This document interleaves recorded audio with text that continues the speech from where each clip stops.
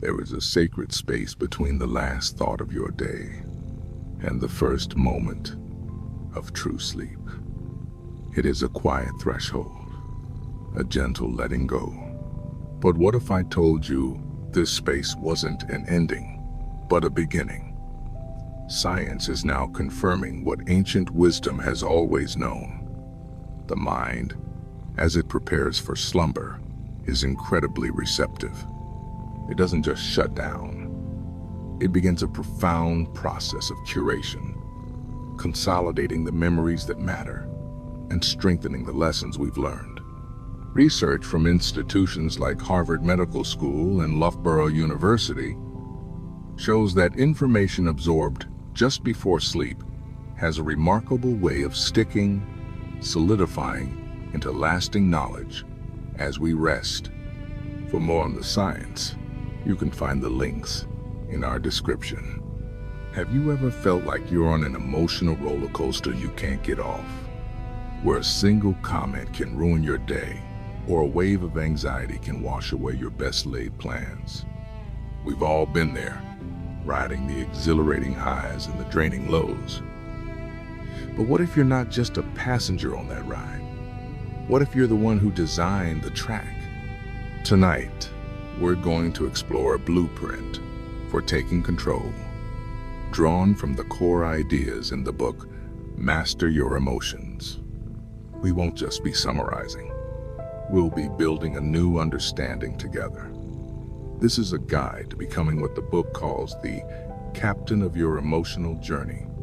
The goal isn't to suppress our feelings, but to understand them, to listen to their messages, and ultimately, to choose our own destination. So, settle in and let's begin. Chapter 1: Unmasking the Puppeteer. We begin with a problem that runs like a quiet, humming current beneath so much of modern life. The feeling that our happiness is outsourced. It's that nagging sense that our worth is determined by a jury of our peers, by the number of likes, by the tone of an email, by the approval in someone's eyes. We constantly check our reflection in the mirror of other people's opinions, and it's exhausting. The common mistake, a trap many of us fall into, is believing this voice of external validation is our own. The book calls this the ego's playbook. We start to believe that our self-worth is a volatile stock, soaring with praise and crashing with criticism. This dynamic is seen in its most extreme form in the lives of public figures, who face what psychologists call constant scrutiny and a profound identity crisis, when their public persona completely eclipses their true self. The pressure to maintain a flawless image can lead to deep anxiety and a feeling of being utterly alone, even when surrounded by adoration. The great discovery here is that this ego, this puppeteer, is not your true self. It's a script you learned, a role you started playing long ago. The story of the Irish singer Sinead O'Connor is a tragic and powerful example. She was a phenomenal artist who spoke her truth, but she also publicly battled the immense pressures of fame and the brutal judgment that came with it. Her life highlighted the devastating cost of the world trying to write your script for you. The discovery, then, is that you can step off the stage, look at the script, and realize you are the author, not just an actor. The solution, therefore, is awareness. The book suggests that, like a shadow, the ego shrinks when you shine the light of consciousness on it. This isn't about fighting it. It's about observing its moves without judgment. It's about recognizing the pull for approval and choosing not to react. This connects directly to the real-world strategy of setting firm boundaries. Public figures who successfully navigate this pressure, like Kendall Jenner, speak about the vital importance of carving out private time and space to connect with their authentic selves. away from the noise of public expectation. So, the ultimate takeaway is this: you are not your reputation. Your worth is not up for a public vote. And once you realize you aren't the puppet, you can begin to see the strings. But what happens when those strings are pulled by a powerful, deep-seated fear?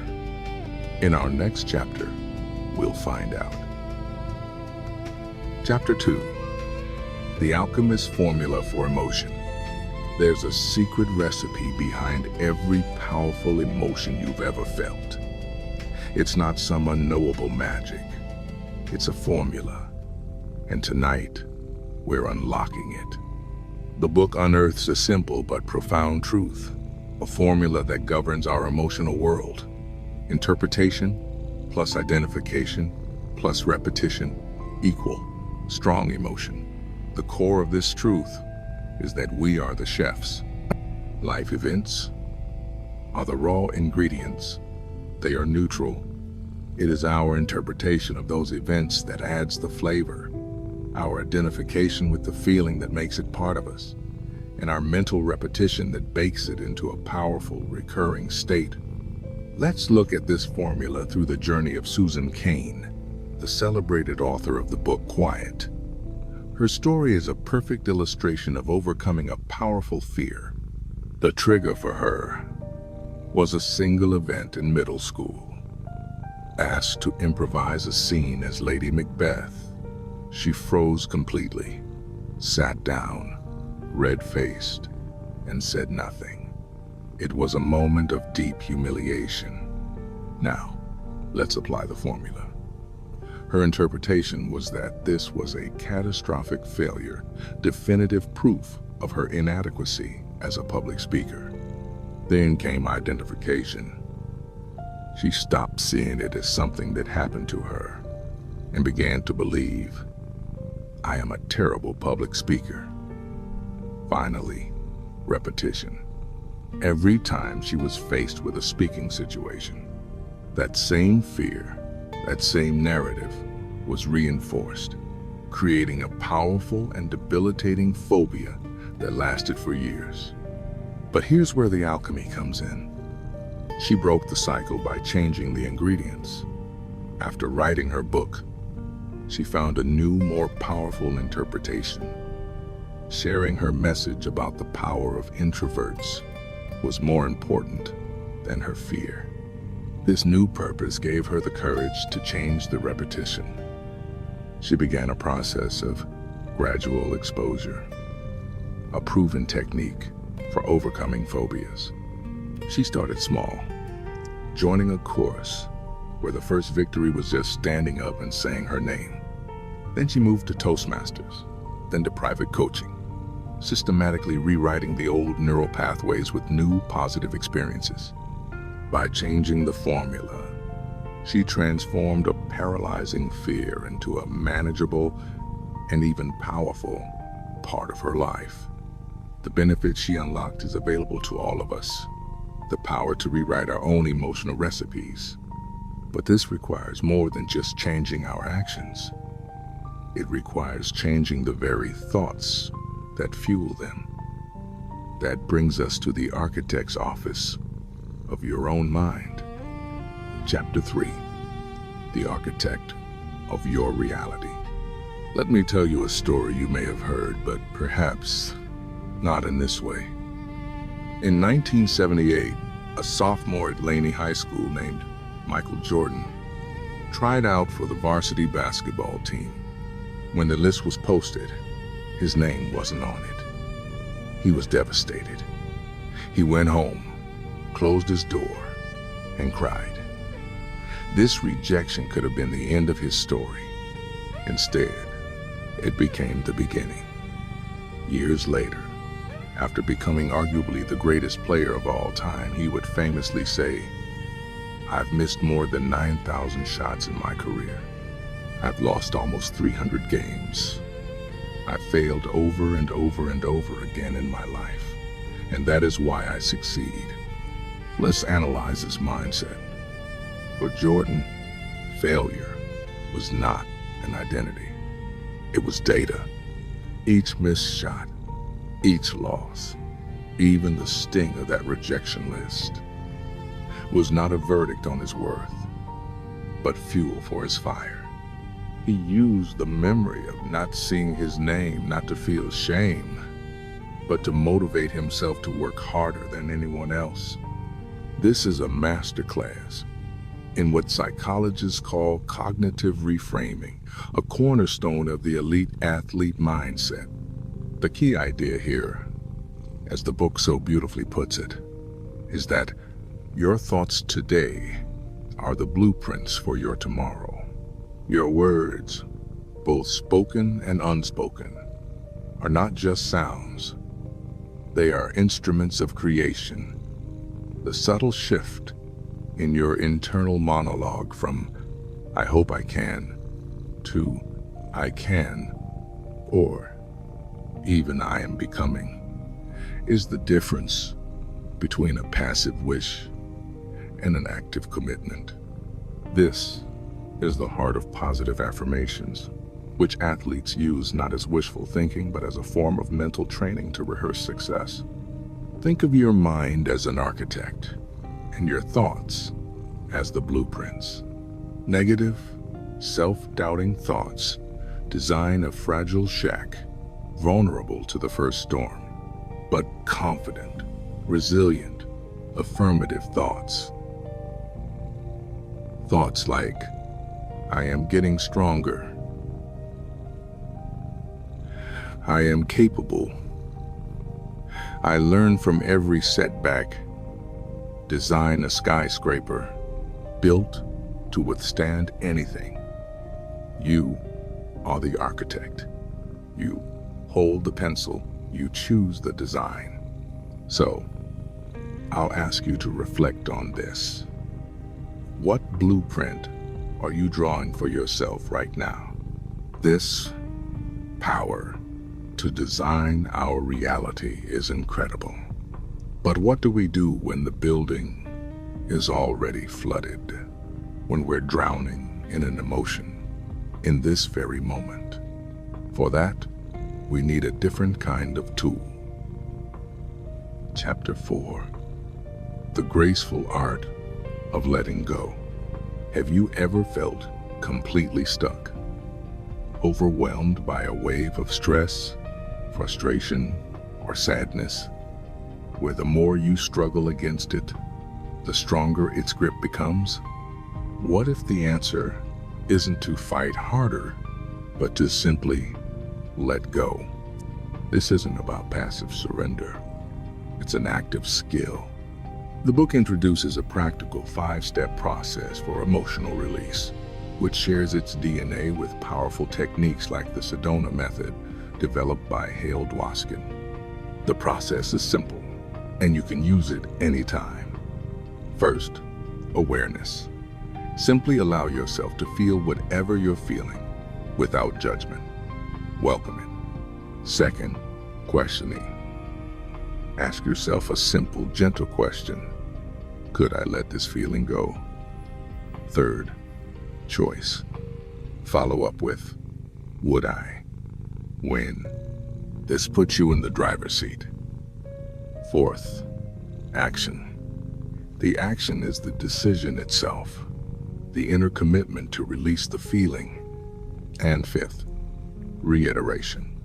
Repeat the process as many times as you need, like peeling layers from an onion, until you feel a sense of release. Let's look at this in action through the story of Michael Wigg, an adventure reporter who experienced a severe burnout. He was the definition of stuck, exhausted, devoid of motivation, and trapped in a cycle of despair. His recovery perfectly mirrors these 5 steps. He first became acutely aware that he had hit rock bottom. This forced him to question his entire life and career. He then made a conscious choice to change everything. This led to massive action. He left his job, moved from Germany to a small town in the Rocky Mountains, changed his diet, and sought coaching. He had to reiterate this new way of living every single day, letting go of his old identity as a high-flying reporter to embrace a new, healthier one. Let's make this concrete for you, right now. Think of a small frustration from your day. Maybe it's a comment someone made, or a task that didn't go as planned. Can you locate that feeling in your body? A tightness in your chest? A knot in your stomach? Just welcome it for a moment. Now, gently ask yourself, could I let this feeling go just for this moment? There's no right or wrong answer. Just ask the question and see what happens. The benefit of this practice is freedom. It's the profound realization that emotions are like passing clouds in our mental sky. They are temporary visitors, not permanent residents. As the book says, letting go isn't losing. It's rediscovering who you are beneath the emotion. And with that sense of freedom, we can begin to draw our journey to a close. Tonight, we've uncovered 4 powerful tools for navigating our inner world. First, we learned to unmask the puppeteer, recognizing the voice of the ego so we can separate our inherent worth from its endless demands. Second, we discovered the Alchemist's formula, the power to rewrite our emotional recipes by changing how we interpret, identify with, and repeat our feelings. Third, we stood in the shoes of the architect, understanding that our thoughts are the blueprints we use to construct our reality. And finally, we practice the art of letting go, a simple 5-step process to release difficult emotions the moment they arise. You don't need to master all of these tonight. As you prepare for sleep, just choose one. Let one idea be the seed you plant in your mind. Trust that your sleeping brain, in its quiet wisdom, will do the rest, allowing that seed to take root and grow. And now, our analysis is complete. The time for active learning is over. The time for rest, for integration, and for peace begins. Let the sound of my voice be a gentle guide as you drift away. There is nothing more you need to do. Just breathe and allow yourself to rest.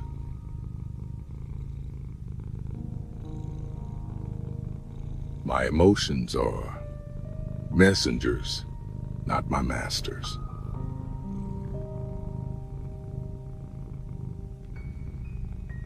I am separate from the voice of my ego.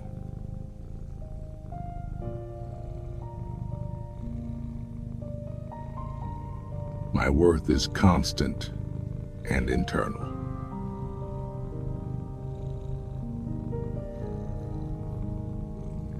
I can change the way I see things.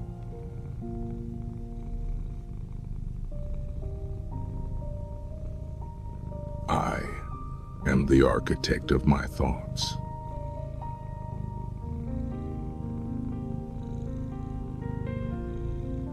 I release the need for approval.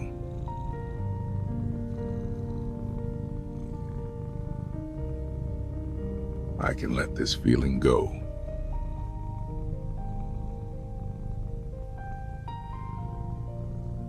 It is safe to let go.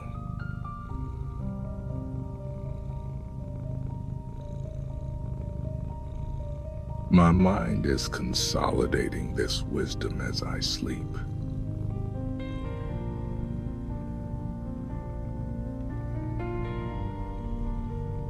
I am at peace.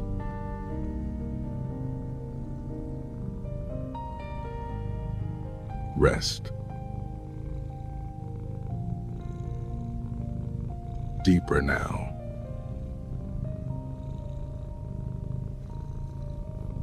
Letting go.